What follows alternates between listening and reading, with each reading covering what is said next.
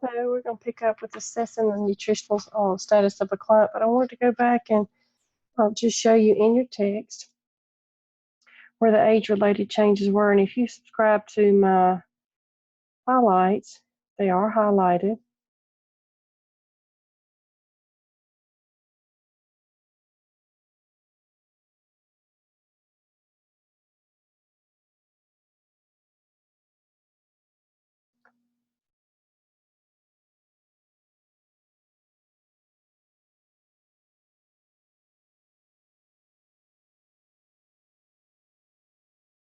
And there they are. Um, and there's some strategies for each age-related change. These are things that happen normally with age um, that you need to expect, and some obvious things the nurse can do. Um, Example, they lose their teeth, ill-fitting dentures, gingivitis. You need to encourage the patient to try to keep their own teeth or wear their dentures so that they won't start fitting illy, because they will if they don't wear them routinely. Make sure they're brushing their teeth. If you could encourage them, if they can do it themselves. If not, do it for them. And looking for any sensitive teeth, chop puree foods that are difficult to chew, and select meats that are easier to chew, like fish and um, poultry versus steak. Just spend a little time there, and that's like on page 1302 in your text. So we'll go back to your PowerPoint.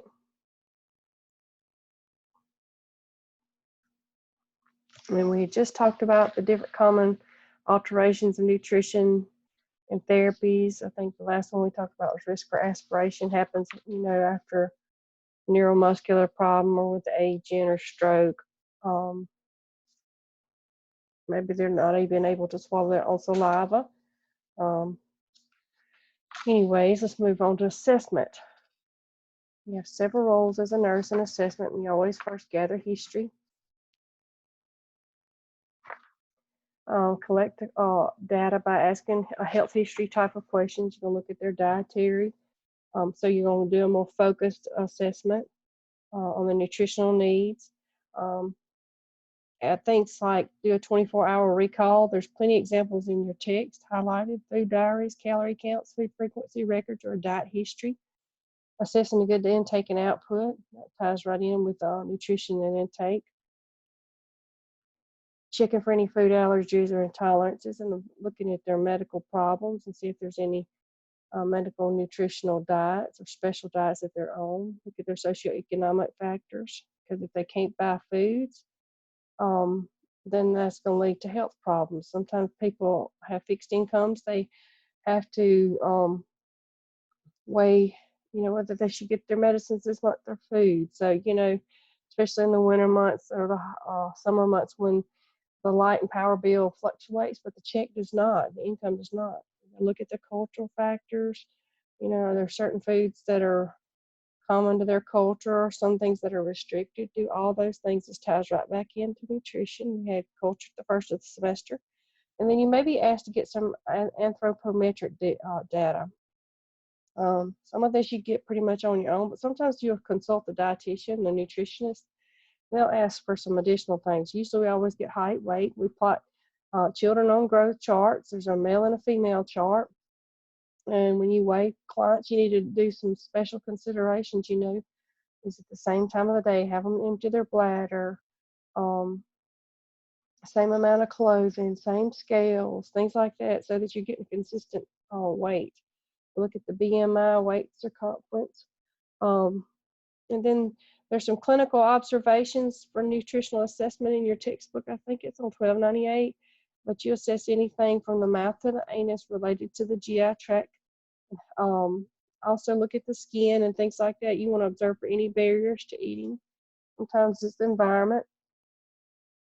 You want to look at the data, the labs, sometimes called biochemical data, any blood test, urine results, any protein results.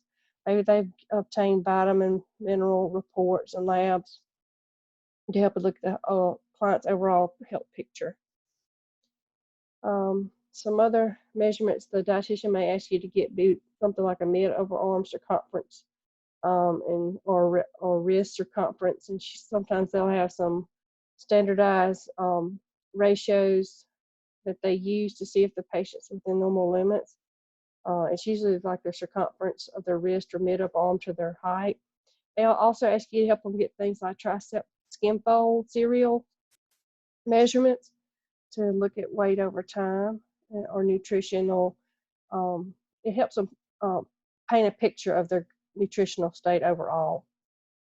Now, you got to look at social history too. Has there been a recent death, depression, loss of a loved one?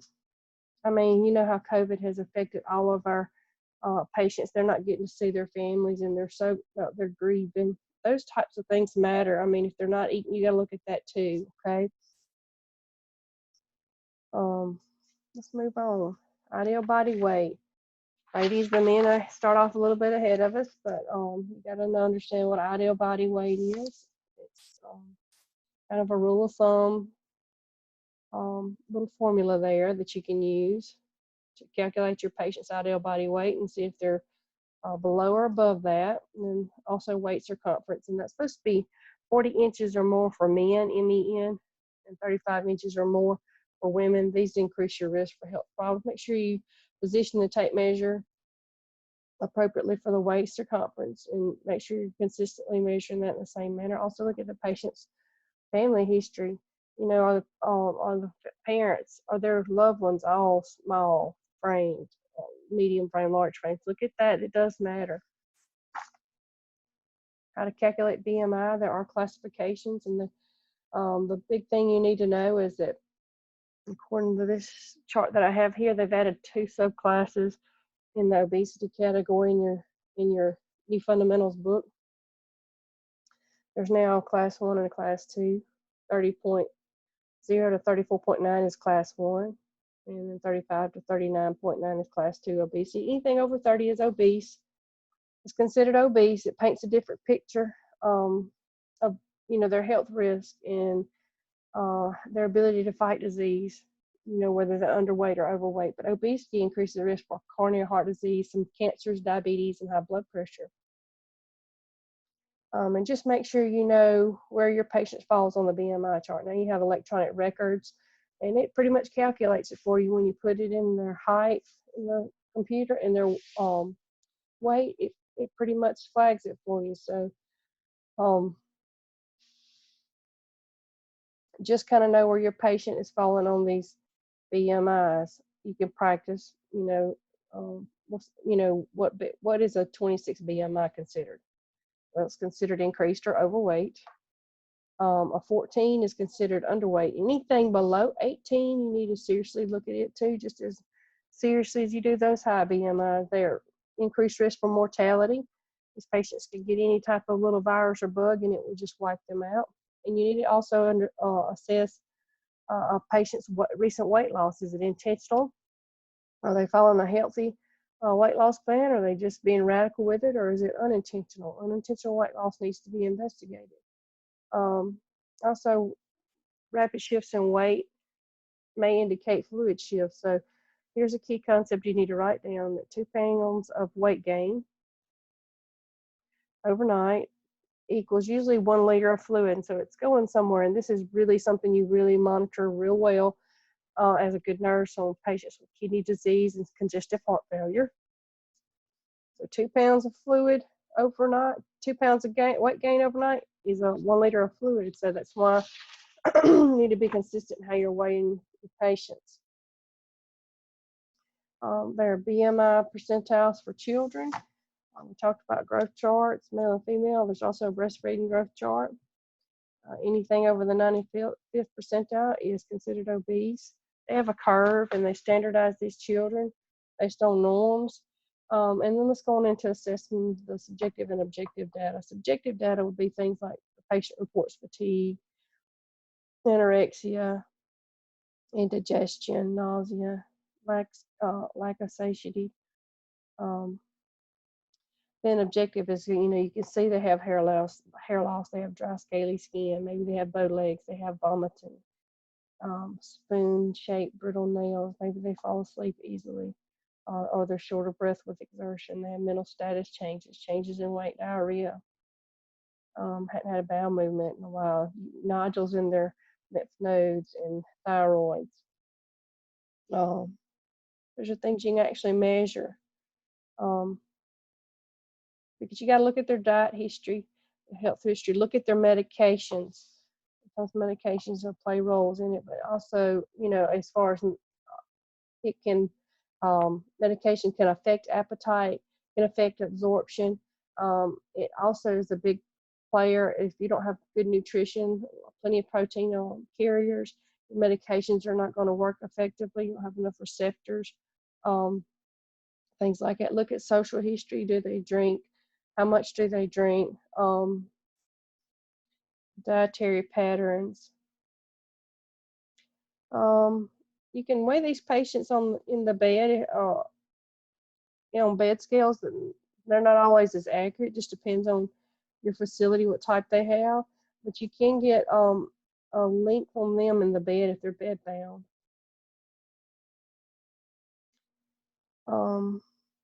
Let's see, hierarchy of needs. Sometimes you just have to back it up and say, how do we prioritize these nursing needs? If they don't have food, y'all, it's at the bottom. It's at the basic physiological needs. They're not going to be real concerned with, having a family and things like that, or building a home, or if they're struggling to eat, they're not really concerned about other things. So we got to help them meet that basic need in lots of different ways. We have to get a lot of outreach for them. What are some important questions to ask in a health history? Well, your book has some really good samples of nutritional history type questions that you need to spend some time in. Of course, you always want to ask dislikes and likes, any allergies, what are their normal portions, are there any textures and aversions, chewing problems, swallowing problems that you're having, and any other unpleasant GI symptoms. What's your weight been doing? Do you have any medications? Ask them what types of foods they prefer. Is there special medical diets that you've been prescribed? Who prepares the food at home, and how do you cook it? Is it fried? Is it steamed? Is it broiled? A lot different um, manners of cooking food can turn into other dietary issues. We know fried is probably the worst. Are there any causes for dysphagia? Like I remember patients, they had trouble chewing meat, and it caused them to have dysphagia symptoms. It's just certain meat textures. So it can be very scary with dysphagia. You need to recognize the signs and symptoms. Coughing during eating, changes in voice tone, quality after they swallow, abnormal movements of the tongue, mouth, lips, facial weakness, slow, weak, imprecise, or even uncoordinated type speech, and drooling, abnormal gag reflexes, or responses, or delayed swallowing. Maybe they can't even swallow their own oral secretions. Well, what are you going to do? Well, if you went to the nursing home, you get to experience taking the ambulatory oil. Those patients that are not bedbound down to the dining hall. The socialization is important with meals. And usually there's RN in the floor on the dining hall, and they usually have to keep suction near the dining hall. Just for this instance. But what you're going to do if they start having any of these symptoms, so first you're going to quit feeding them. You may have to suction them. You may have to put them NPO. It just depends. But don't keep poking food down them if they're having signs and symptoms of dysphagia. They do usually keep suction nearby. You'll teach patients to tuck their chin when they're swallowing and go slow with the eating. We'll refer them to a speech language pathologist. They may have to do a swallow test. Usually these patients that are being assessed for aspiration are going to be on NPO till they get their swallow test results back. And then the speech therapist may recommend some precautions, meal consistency changes, and things like that. And I think we kind of already talked about dietary restrictions, but we usually focus on the Muslim, the Christian, the Hindu, Judaism, Mormonism, Seventh-day Adventist. I want to say we focus on them, but we talked about them a good bit in culture. So go back and look at that material. Make sure you understand in your reading that there's some cultural aspects, that certain groups are prone to different nutritional things, like lactose intolerance is more prominent in African Americans, Native Americans, Mexican Americans. And don't forget things like those hot and cold foods for harmony and balance. And, you know, some hot foods and some cultural groups may be considered more healing and vice versa. So we need to try to incorporate it if it's not contraindicated. Here's some of your common diagnostics used to assess nutrition. These are the ones that we look at it in general, just for a good nutritional assessment. But we're going to focus on the bold ones because that's what's required for your exemplars. And you should know these lab levels because they were on your lab and diagnostic sheets Miss Jenny just went over. So you want to make flashcards. But the bold are your responsibility as they relate to nutrition. There may be some others here that are also under the lab and diagnostics. Some may not be, but we'll talk about them briefly. Let's talk about the ones not highlighted. Blood glucose, hemoglobin A1C, I do believe they're on your lab and diagnostic sheets. Those are usually for your diabetics. But blood sugars can be checked for other reasons. So it kind of lets us know whether they're taking enough carbohydrates in, or maybe their medications or regimen is helping the patient manage their disease. Hemoglobin A1C is not going to tell a story. These patients may tell you they're eating right, but the hemoglobin A1C will tell you how tightly controlled they are on their diet. Lipids is for cholesterol, and cholesterol causes clogged arteries. LDL is the low down lipids, or the low density lipids, and we want that the number down low, as low as possible. And the HDL is the happy or the high density lipids. We want that high, the higher the better. It's the good cholesterol. I mean, your total cholesterol should be below 200, and your triglycerides should be below 150.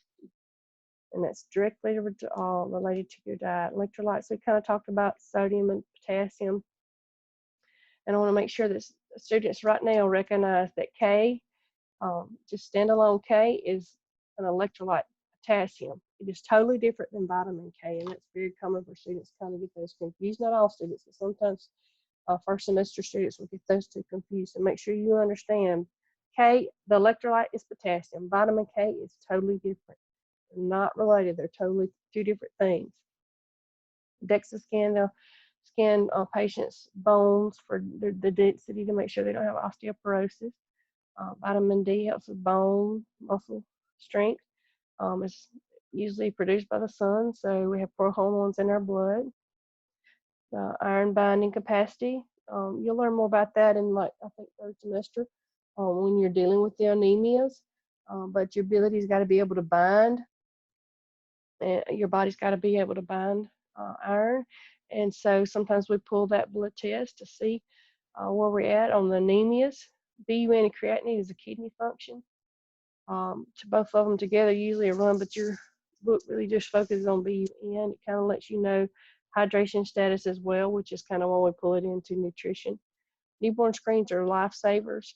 They're done at birth, can pick up on a lot of inborn diseases that maybe even could be corrected with diet, sometimes medications early. Some of them we can treat differently and the outcomes become better, and some of them are fatal. But it's really, we have newborn screens all over the United States. Most of the time they pick up about 40 different disease processes, and each state is different because, you know, the geographical populations have different things they're prone to.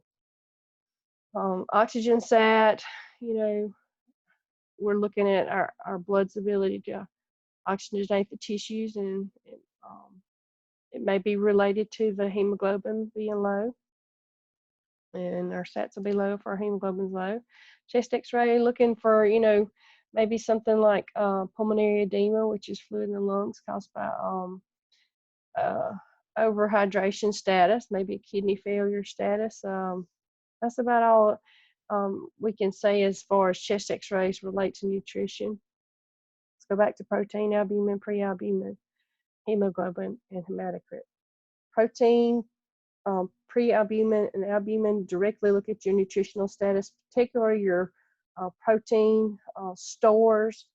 If you don't have protein, you can't build new tissue, you can't heal, and you're more prone to skin breakdown if you don't have ready reserves, because your tissue turns over every day.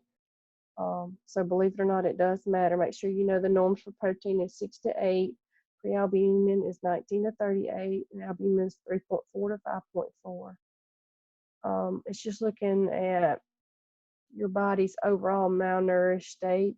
You see this a lot in your nursing home patients. They check this because with low prealbumins, usually you'll see prealbumin done in the nursing home quicker than the albumin in because it's a precursor, and you can catch malnutrition issues early. And so we have to have good albumin ready and available for tissue to grow. And if we don't have it, they're at risk for skin breakdown. We will assist that because we don't want these patients coming in and breaking down on us. That's our responsibility.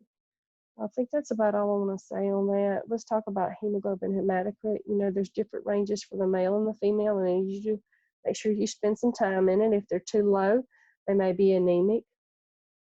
It depends on how low, the severity. Hematocrit sometimes is used to look at hydration status. If the hematocrit's elevated, sometimes there's not enough fluid in the blood, so it may be a sign of dehydration. But they'll also look at other signs and symptoms to help support that theory.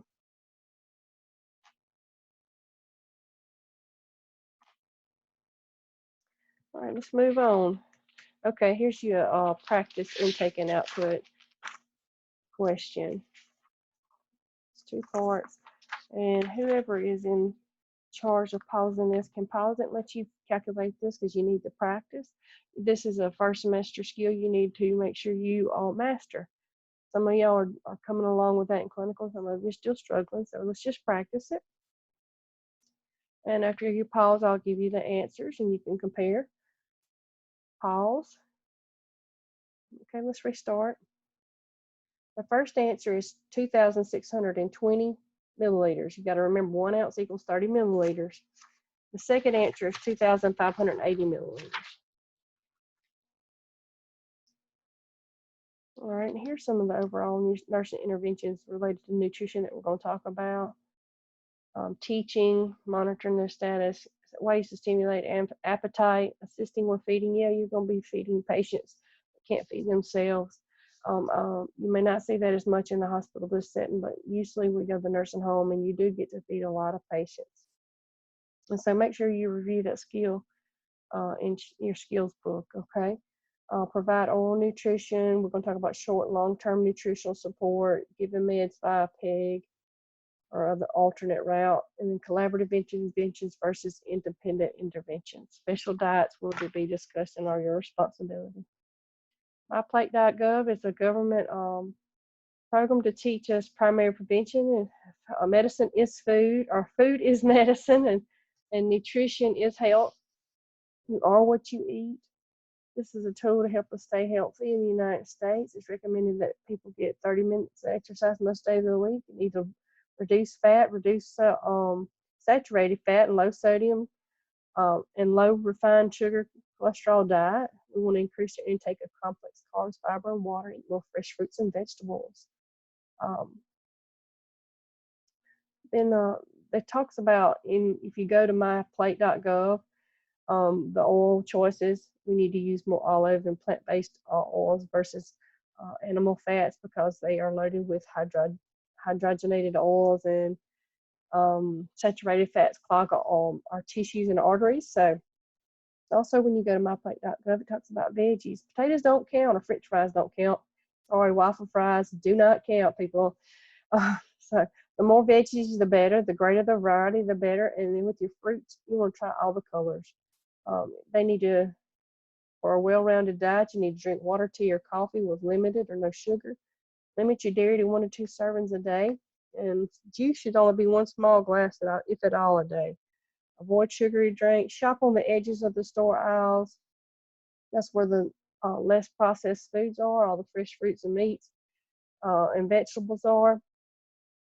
Then you want to encourage people to eat things with fins and 2 feet. These are your best choices of meats, which is fish and poultry. Then it's beans and nuts are good choices. You want to avoid bacon, cold cuts, and any other processed meats. Make sure you can read food labels. The hardest part for nurses, if they don't learn how to read food labels, is teaching patients how to read food labels. You've got to be able to help them pick good choices. Diabetics, it's real important that they calculate their carbs, and 15 grams of carbs usually is one serving.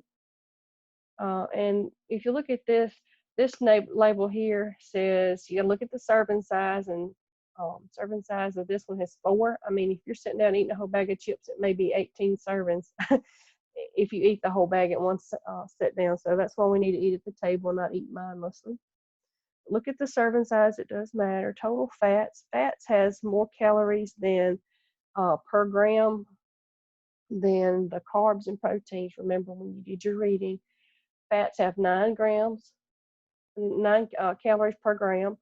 Carbs and proteins have 4 calories per gram. So let's look at this. If there's 3 grams of total fat per serving and there's 90 calories in the total serving, 3 grams of fat times 9 is 27 calories come out of the 90 calories that are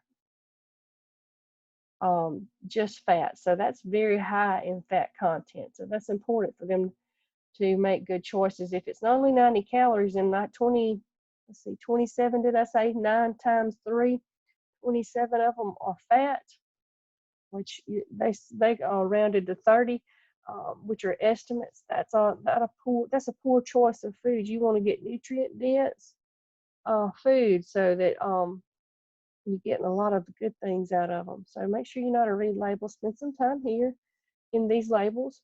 Carbohydrates count as 4 calories per gram. So there's 36 in this first label. I'm doing it in my head. 36 grams times 4 calories. I think 144 out of the 200 calories per serving. So most of the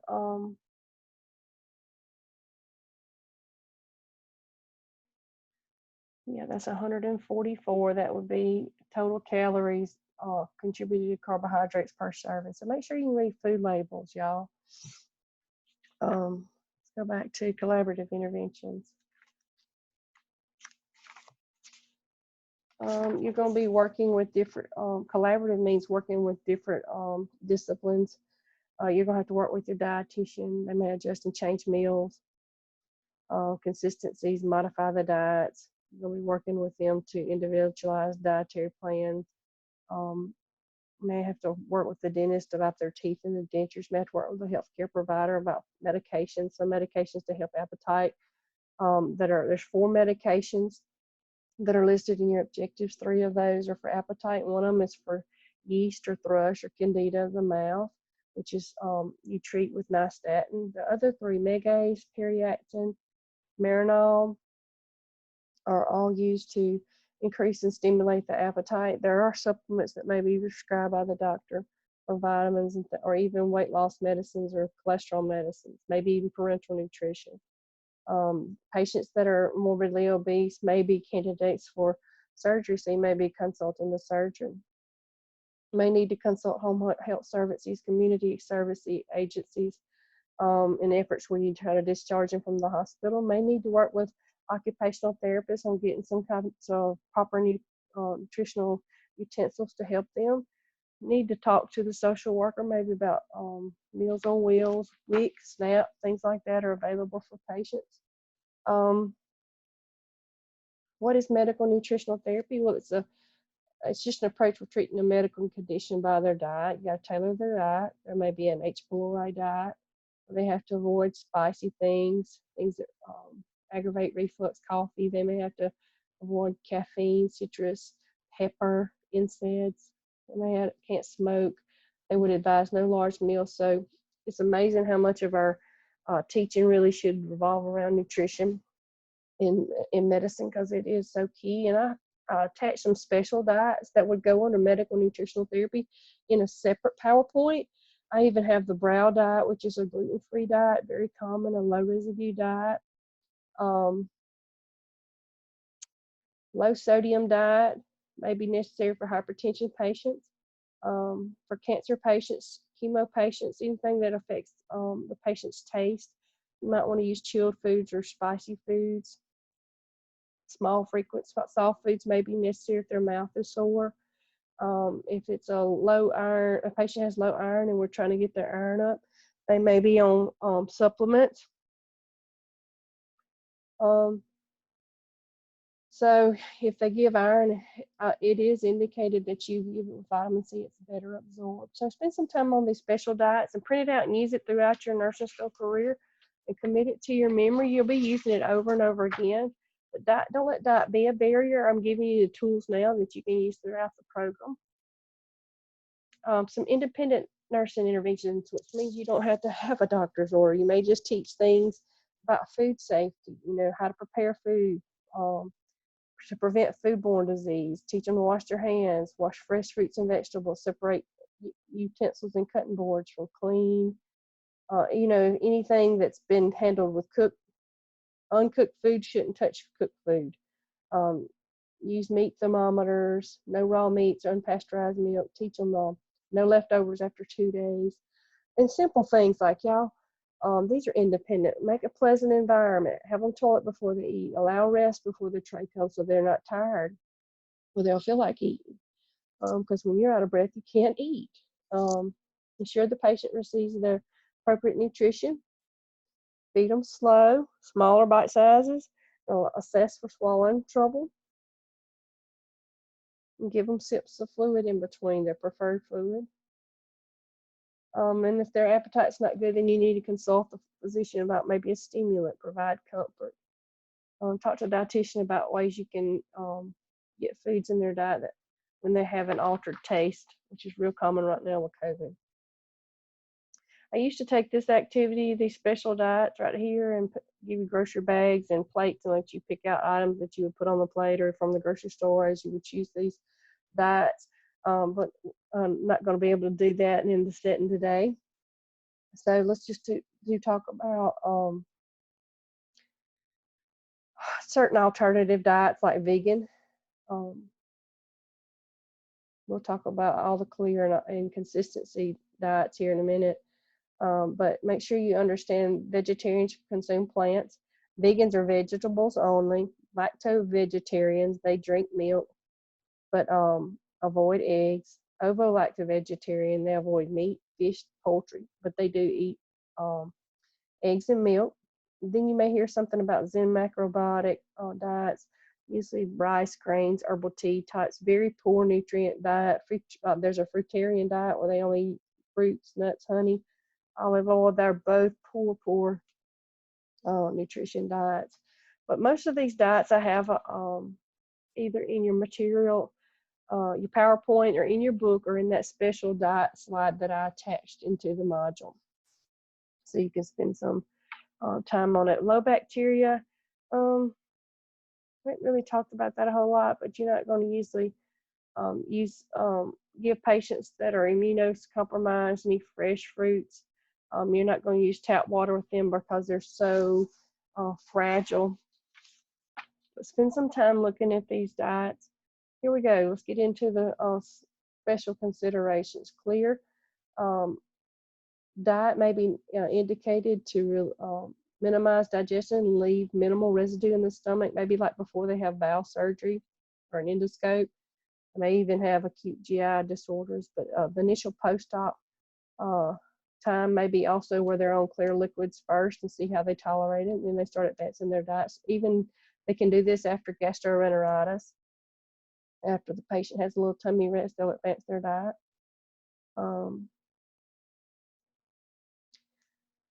Let's see. So why would patients need NPO status before a surgery, you think? Let's talk about it. Like if you have a patient that's going for a scope, they may tell them to, kind of eat clear liquids up to a certain point, and then they leave on NPO for about 8 hours because your stomach has to have nothing in it because you're going to get put to sleep. You can't protect your airway if you reflux or you'll aspirate. So it's to protect the airway. And then you advance them as you know that they can protect their airway and their gut wakes up after surgery. So we'll progress their dietary intake based on their signs and symptoms afterwards. Fluid or full liquid, you may see this in your Calculate with Confidence book. It's not found in your fundamentals text anymore. You may see it in some hospital settings though. This is what you kind of bump up to as the patient improves with their symptoms. But here's some examples of things. Ice cream may be allowed. These are the foods allowed that are listed here. pureed diet. These are going to be to help patients prevent aspiration. These patients need about 30 minutes of rest before eating. They keep the head of bed at 90 degrees and their chin down. Feed them on the stronger side of the mouth. Feed them slow. Keeps allow them to swallow. Make sure you're assessing that. Keep suction at the bed. It's usually blenderized foods. You blenderize it to liquid forms. Usually you see it with oral after oral facial surgery too, or anybody with chewing and swallowing problems. Then we got mechanically altered diets. It's regular diet with modified textures, especially like raw fruits and vegetables. They wouldn't necessarily be on there, and then seeds and nuts would be a no-no. Food's going to be chopped up real good or mashed or soft. May see this with chewing and swallowing problems or after surgery. Another thing too, you may see patients that are on thickened liquids with puree, if they're on a puree diet. There's 4 levels liquids, 4 levels of thickened liquid. There's the low viscosity liquid, then you got your nectar, honey, and then spoon thick. So it depends on how severe their swallowing or dysphagia is, how thick it is. So you don't, the thinner the consistency, the more likelihood of aspiration. So make sure you're putting the right patient's food in the right, make sure what's on the tray matches what's prescribed. Because we had a lady in the nursing home, she got the wrong tray and she was on puree because she had dysphagia and it was fish. I'll never forget it. She could have choked to death and died on it. So make sure you're giving them the right thing because it could hurt them. NPO, we kind of talked about that. Make sure you give these patients good hygiene. If they're comatose or unconscious, you need to consider reading that part in chapter 5 of your skills books that I assigned about how to take care of these patients. They can't protect their airway. Here's some selected prescribed diets. Let's talk about delegation. UAPs can feed clients with special diets, especially if they're stable. They can't, the LPN can also assist. The feeding tube, though, is something that can't be delegated to the UAP. That's something that may be able to be delegated to the LPN. I'm trying to think what else. Any teaching has to be done by the RN. The LPN can reteach, re-instruct, reassess, but they can't do any of the initial stuff. Here's some good teaching, excuse me, about patients with dementia. They're more prone to aspirations and feeding issues.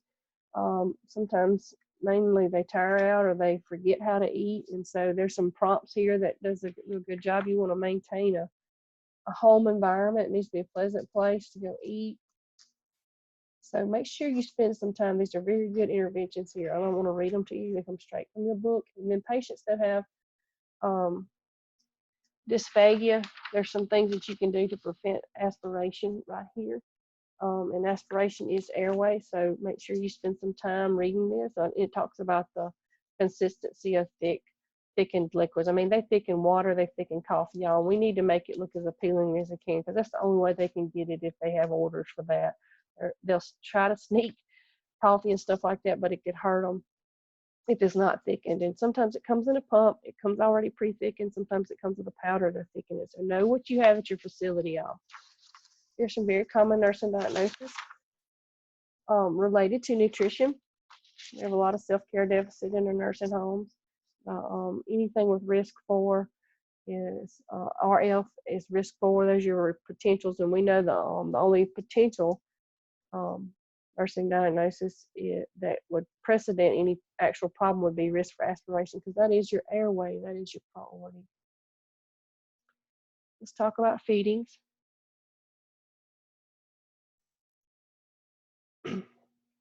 And nutritional support, enteral versus parenteral feeding. Well, GI is enteral. Parenteral is venous, and we're not going to focus on parenteral this semester because we cover that in central lines in second. And NG tube placement will also be covered in second semester. So anything to do with NG placement is not something you want to focus on when you're doing your reading this time, okay? Or parenteral, which includes TPN and PPN, total parenteral nutrition and partial parenteral nutrition. We're looking at gastrostomy tubes, jejunostomy tubes, jejunum tubes is all I usually say, but there are two different types of PEG tubes. I'd say at least two. The PEG is short for percutaneous endoscopic gastrostomy. It's usually done surgically, either laparoscopically, openly. I usually see laparoscopic placement mostly. But you can have where the radiologist is an interventionist that can place them as well. But we want to use the enteral route as much as possible. If the GI tract is functioning, it is the preferred method, especially if a patient can't swallow, to use enteral feedings. We don't want to bypass the gut because there is bacteria in the gut that can become unhealthy. If we don't use it, can harm the patient. So we need to use the gut if it's working. Patients can receive formula by NG, a jejunum or a gastric tube, but we're going to focus on gastric and jejunal tubes this time. Usually tube feedings can be short-term if they're used with the NG or NI, nasointestinal tube, or they can be longer-term, 6 weeks or more, by these PEG tubes. Nurses have some responsibility. You got to keep the head of bed at 30 to 45 degrees. You got to always verify the placement of the tube before you feed them. Always check gastric residual volumes every 4 to 6 hours, especially if there's continuous feedings or immediately before you feed a patient, because all that is checking to see what's already in the stomach before you feed them again, because if they have too much, where's it going to go when you add more to it? Well, it's going to push out the gut, up the esophagus, into the lungs. They're going to aspirate, yada, yada, yada. Very complicated. Your book says the gastric residual should be somewhere no more than 250 to 500. Depends on your patient too. I've seen some docs say, look, if it's over 100, 150 on the small patient, when they're going to feed them, you just recheck it in an hour. And if the residual's down, then you can administer the feed. But always check placement of your tube. Historically, nurses have auscultated over the epigastric region with an injection of air to listen for the swoosh. NG tubes are very high risk for displacement. So remember, when you're feeding a patient with an NG, watch that, okay? You're going to have to look and make sure the tube hadn't backed out. Look at where it's marked. Also, there's 7 complications of enteral feeding in your textbook you need to spend some time reading. 1313 is the page number. There's some feeding intolerances, and I want to share the screen.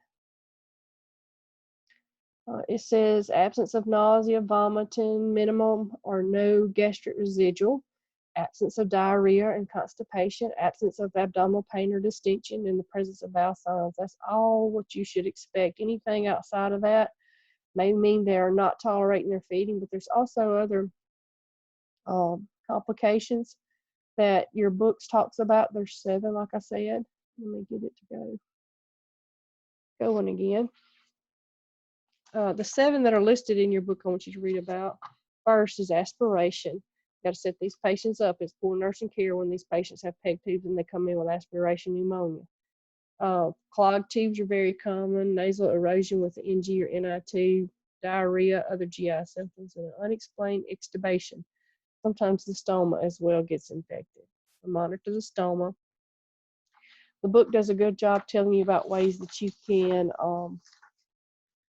unclog a tube. Usually they have to be replaced every so often. Here is pre and post-op and care of a tube. We're going to talk about it. There's the longer tube, and the shorter profile, and there's a button. Depends on how active your patient is, which one would be the best for them. And then there's also the gastrostomy tube, and then the jejunum, I can never say it, jejunostomy tube there. So if you want to spend time so you understand where it's at anatomically. Pre-op, though, you want to make sure you have signed consent, that they're NPO at least 8 hours before. Any prophylactic antibiotics are usually administered 1 to 2 hours before your procedure. Post-op, you're going to assess the site, assess the vital signs. Make sure there's at least a centimeter between that flange and the skin on the peg tube. Assess their pain, any nausea and sedation. And they usually have at least NPO for about 4 hours. And then if you start with anything, you're going to start with water first. Post instructions are going to be provided. The types of feeding is going to be discussed, the amount, how to advance it, and then water flushes. Because if they're NPO and all they're getting through their tube, they got to have free water flushes because they can't drink extra water to stay hydrated. Red flags means super complications post-op, maybe hemorrhage, severe pain, changes in any observations or consciousness or behavior. Always on the stoma. After about 10 days, the sutures are removed and the stoma starts healing real well. You just clean it with a little soapy water, mild soap and water, and you're going to rinse it off, pat it dry, and you're going to monitor for discharge and pain at the site for migration of the tube. Make sure you look at that, assessing the stoma for the color. It should be beefy, pink, and red. And some places may require dressings, and they'll usually change them every day or at least every shift. Depends on your facility. I've talked about administering tube feedings, but I'm going to focus right here on this PowerPoint about administering medications via tube if they can't take anything by mouth. Tube may be the only route. You need to make sure you click on this slide and click that Do Not Crush list by the Institutes of Safe Practice for Medicine. It lists what medicines can be crushed. Some medicines cannot be crushed. Liquid is preferred. We usually dilute thick suspensions when we're going to administer it in the tube because it can cause obstruction. Long-acting, short, slow release type medications can't be crushed. So make sure you consult that. If you're coming to clinicals and you got a tube patient and you're responsible for giving medications, you need to consult that beforehand. Crush each pill one at a time to a fine powder and mix it with about 15 to 30 mils of water. You want to keep that label right by that cup. I usually just tape it to the cup. And in some instances, it says sterile water is necessary, especially in patients that are immunocompromised. You want to use tap water for them. Sterile water for them and not tap water. I don't want to introduce anything to their system. There is some indication in the research that if you use tap water, you can increase the likelihood of contaminants or whatever interacting, but you won't see it done a lot in actual practice, but that's what your book does say do. We're going to flush with about 5 to 10 mils of water in between each medication to make sure they're not mixing, because they can be incompatible in the line and cause your tube to stop up. There's 2 medications that your book talks about: phenytoin, which is a seizure medicine, and that and carbidopa, levodopa can be altered effects of absorption if you include it with feeding. So you may have to make sure the feedings are stopped when you're giving medications. Some of them are indicated on each stomach and whatnot. You want to palm the liquid of the liquid label on the bottle. Position the patient high hours. Use gloves. Get the tube. Check for the port for the medication. Always assess your patient. Assess the abdominal bowel sounds. Inspect, auscultate, palpate. Assess for allergies or any labs. Check for tube placement. Miss Pittman does a really good job on that video I posted. Check for residual, return it, and then remove your plunger, and you're going to administer your feeding either via gravity, which we call bolus, with a 60 milliliter syringe, or a pump, which is continuous. So it just depends on what's ordered, but gravity is usually the best. It is more time consuming. And so you're going to make sure you flush with water before the feeding, about 30 mils of water, and then after the feeding, if it's bolus, with about 30 to 60 mils of water, because it's a formula. It's a milky product, and you don't want it to stop up your line. And make sure you clamp the tube after you're feeding, so that any contents don't leak back out.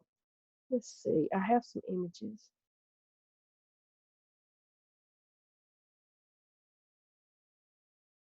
I think I'm gonna just come back.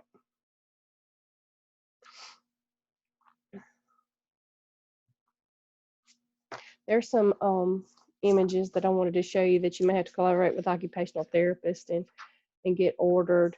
Some of them are weighted spoons, some of them are for arthritis, some of them are like plate dams to help patients that, can feed themselves with one hand and maybe push a lot of their food off, but that'll help with that. You want to promote appetite by providing oral hygiene, small, frequent meals. And this is where you'll take time and hopefully at the end of class and get to do these 4 drug cards. Use your Lippincott Advisor resources to look up those drugs. 3 of them are to stimulate the appetite. 1 of them is to treat oral candida, yeast in the mouth. So spend some time there. Remove any bad odors, soil, grease, linens. Help toilet the patient before they make, it talks about making an inviting environment, music, lighting, and things like that. Make sure that you provide oral health for the patient. Encourage them to go to the dentist. Refer if they have any abnormal assessments. Halitosis, you need to make sure you monitor that, and tartar, and get those to the dentist and make sure that their oral health is important. It's so important because colonies in the oral pharyngeal area actually cause respiratory pathogens. So what's in the mouth goes downhill, and you can prevent a lot of pneumonia. It's no joke, y'all. Take care of their dentures. And take them out, let them soak for at least 8 hours in some cold or tepid water. Don't want to put them in hot water. That'll warp them and they won't fit, maybe even break them. Your book talks about those dependent patients and providing oral care. Position them on their side with their head tilted forward to prevent them from aspirating. Make sure you got mouth props and suctions, and position them for the water to return. Always be looking for abscessed teeth in your patients. And this is just a summary of the things that we kind of went over. It's kind of pulling all of it together. So these are all the interventions we kind of covered already. If I were you, I would take a screenshot of this picture of this slide and go and get those special diet handouts and the materials and see if you can list some things, some of these foods, and answer these questions just for extra practice. And I did want to show y'all one image.